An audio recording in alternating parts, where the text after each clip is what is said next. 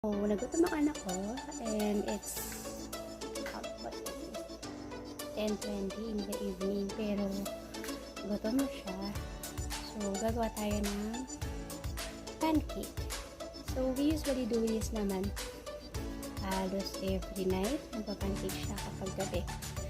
So, yun. So, kakain muna siya. And I'll teach you how to make fluffy pancakes. Well, actually, fluffy mini pancakes. We need pancake mix, butter, all-purpose flour, and egg.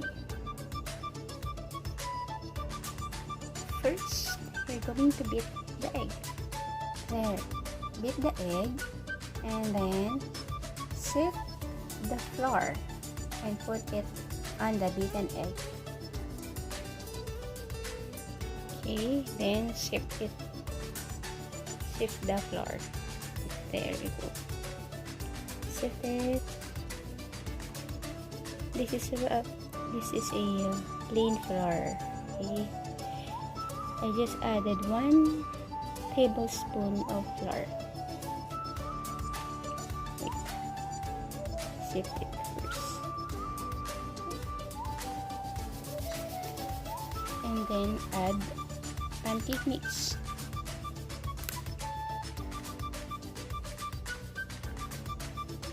Actually, I don't have measuring spoons or cups for this. I just make tansha. You know what I mean? Alright. Stir it until you achieve the thickness that you want, but this is so thick, that's why we need to add water. We'll get water. There we go. I just added water, a little amount of water. See?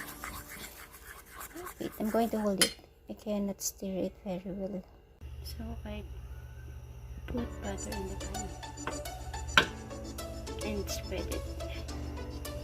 Alright, then I'm going to put the hot cake mix with all-purpose flour. Okay, so I put the pancake mix in the pan. There, I always prepare mini pancakes. Then I'm going to dip it. So look, it's fluffy. Look at that. It's fluffy already. So I added butter and syrup, pancake plus with maple syrup.